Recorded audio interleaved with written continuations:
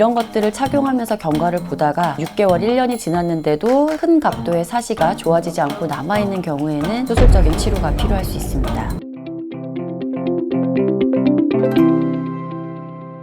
안녕하세요. 문의받는 안과의사 눈의안과병원 기유정입니다.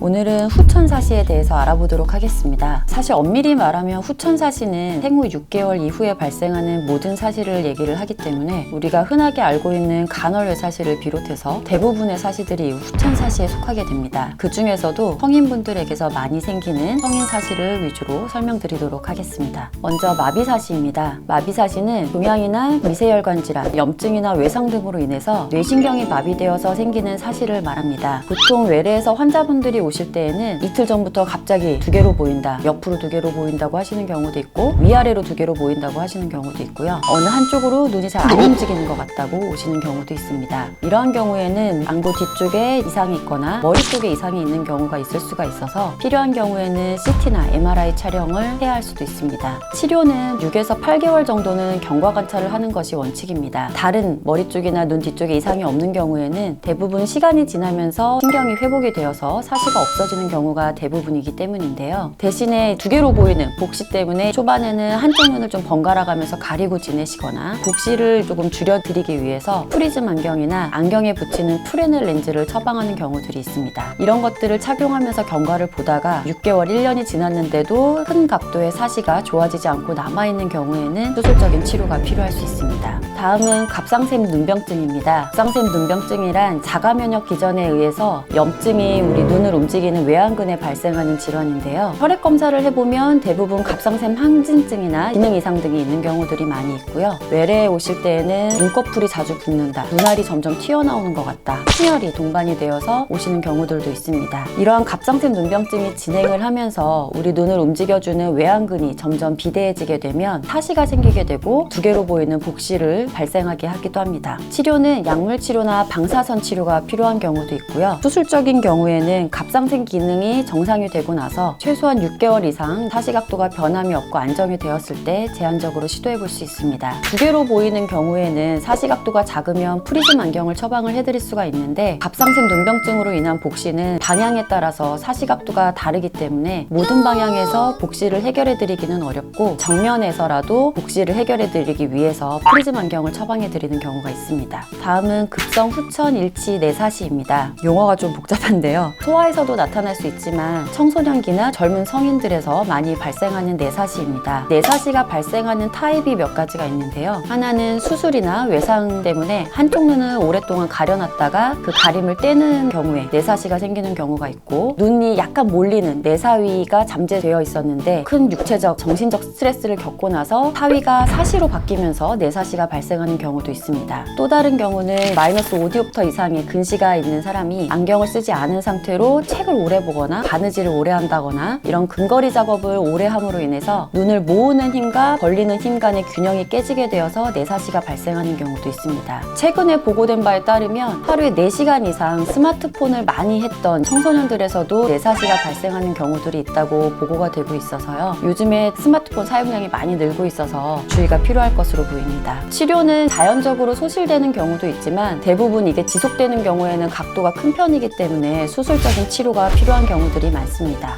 마지막으로 세깅아이 신드롬입니다. 세깅아이 신드롬은 보통은 고령의 환자분들에게서 눈을 움직이는 근육들을 붙잡아주는 연결 조직들이 느슨해지면서 생기는 사시를 얘기하는데요. 연세가 드시면서 이 근육들이 느슨해져서 아주 적은 양의 내사시나 하사시가 발생을 해서 오시는 경우가 많이 있습니다. 사시 각도 자체는 매우 작은 양이기 때문에 사시가 있다고 알고 오시는 경우는 거의 없고요. 안경을 아무리 바꿔도 잘 안 보이고 흐릿하다, 초점이 잘 안 맞고 피곤하다 라고 오시는 경우들이 있고, 멀리 볼 때는 괜찮은데 가까이 보는 게 초점이 잘 안 맞는다고 오시는 경우도 있습니다. 대부분 쉽게 간과할 수가 있는 게 연세가 많으신 어르신들이기 때문에 노안 때문에 그렇다거나 백내장이나 건조증으로 간과하고 지나가는 경우가 많이 있어서요. 다른 원인이 없는데도 초점이 잘 안 맞고 피곤하고 흐리게 보이는 증상이 지속되실 경우에는 경우에는 사시가 발생한 상태가 아닌지 검사를 받아보시는 것이 좋습니다. 치료는 사시 각도가 대부분 작기 때문에 수술하는 경우는 많지 않고 프리즘 안경을 처방을 해드리면 굉장히 만족도가 높아지시거든요. 의사분들께도 제가 항상 당부를 드리는데 어르신들 중에서 다른 이상이 없는데 계속 불편함을 호소하시면 꼭 사시 검사를 같이 해주실 것을 부탁드리기도 합니다. 성인 사시는 이렇게 대부분 복시를 동반하기 때문에 다른 문제가 없는데도 내가 계속 불편함이 크다고 하면은 한쪽 눈씩 이렇게 가려보시는 것을 권합니다. 만약에 한쪽 눈을 가려봤는데 증상이 좋아지거나 보이는 게 훨씬 편하다고 하면 나에게 이런 잠복되어 있는 사시가 없는지 검사를 받아보시는 것이 도움이 될 수 있습니다.